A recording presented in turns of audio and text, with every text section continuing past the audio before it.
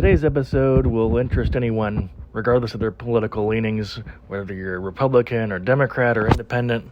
Some major news from one of Florida's senators, Marco Rubio, as he's revealed that there's whistleblowers who have come out and spoken with him regarding unidentified flying objects. That's right, UFOs, and UFO whistleblowers may soon meet with members of U.S. Congress. According to Rubio, high-ranking U.S. officials could provide Congress with new information surrounding government intel on UFOs, and he was recently on News Nation when he was discussing these matters with the host on there. They asked him if he was referring to David Grusch, a former Air Force veteran who worked with the National Geospatial Intelligence Agency and the National Reconnaissance Office, because he also went on News Nation recently and made international headlines when he claimed to have seen evidence of a secret UFO crash retrieval program. What's incredible is, according to Rubio, there were other potential whistleblowers, not just Mr. Grusch, and he said some of them hold very high-ranking clearances in high positions of government, and they've come to speak with the Senate Intelligence Committee, where Rubio is a chair, and they've been fearful of possible harm to their personal life or professional career when they come forward. Rubio said, "There are people who have come forward to share information with our committee over the last couple of years. I would imagine that some of them are perhaps some of the same people that Grusch is referring to. I want to be very protective of these people. A lot of these people came to us even before protections were in the law for whistleblowers to come forward. Some are public figures, and we've heard from them in the past. Others have not shared publicly, so we're trying to gather as much of that information as we can. The reason why I'm being cautious is not because I'm trying to be evasive, but I am trying to be protective of these people. Some of these people still work in the government, and frankly, a lot of them are very fearful of their jobs, fearful for their clearances, fearful for their career, and some, frankly, are fearful of harm coming to them." Now, Rubio's disclosures marked one of the few occasions when an elected official, other than maybe Harry Reid, has mentioned high-ranking officials as potential witnesses to the existence of UFOs and or extraterrestrial spacecraft. There's a lot of speculation whether or not these spacecraft are actually foreign adversaries who have technology that is advanced beyond our knowledge. Past witnesses have come forward in the same area, talking about things they saw at Area 51.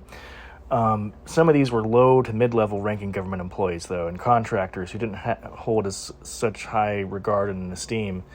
Those include Bob Lazar. He's known for claiming to have had first-hand experience with alien spacecraft around Area 51, but he never produced any hard evidence to verify his claims. And as far as alien sightings, he said he saw something that appeared not to be human in a spacecraft, but he couldn't confirm it because he only saw it for a few minutes.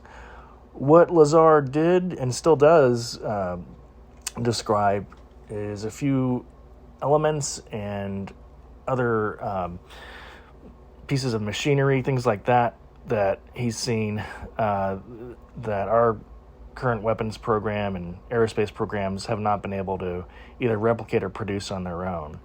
Now, whether or not he's credible has also been up for debate, because he claims to have been educated at MIT, but you can't find his academic credentials anywhere. However, you can find proof that he did indeed work at Area 51.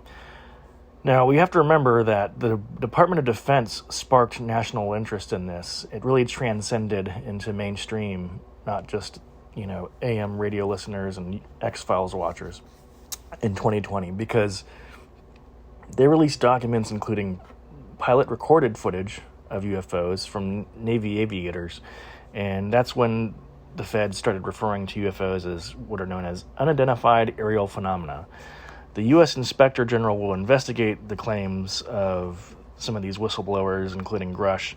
Now, if they're deemed credible, those claims will be sent to Congress, and the same path would occur if other claims that the Inspector General looks at regarding mysterious aircraft and witness testimony comes to him. It all comes down to whether or not the Inspector General deems these worthy and credible to pass on.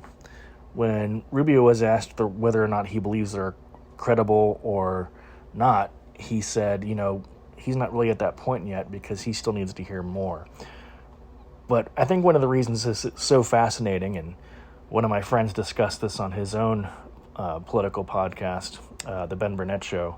He made a point that I completely agree with, and this is one of the few topics out there where, regardless of party affiliation, you hope to see a bipartisan approach to uncovering the truth behind all of this. I think this would have had even more momentum if that 2020 disclosure from the Department of Defense, if that had happened basically any other year other than 2020, I think it would have been the lead story. But you have to remember, it was competing with the COVID outbreak, and it essentially became back page content and broadcast in the ends of newscast and just completely overlooked because we were trying to figure out whether or not this country was going to be losing millions of people to a virus. Now we're essentially well past the COVID threat, and this is a whole new threat that doesn't just transcend party politics, but also would be an international news headline that we've never imagined before if they end up uncovering some actual hard evidence that points to, at a minimum, aerospace craft that, even if it's not alien, if it's spacecraft that's capable of doing things that we've never been able to do with our own, that means we have a foreign adversary out there who's creating potentially weapons of mass destruction that we don't even know how to counter or defend. So I figured this would be one of the most interesting topics of the year, because there's really nothing like it as far as mystique and legend and conspiracy theories involved. So we'll see what this leads to.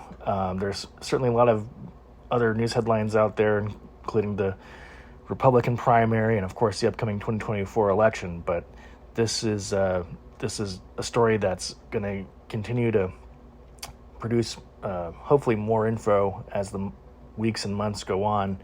And if we do find anything else out, I'll be sure to give you my thoughts and analysis.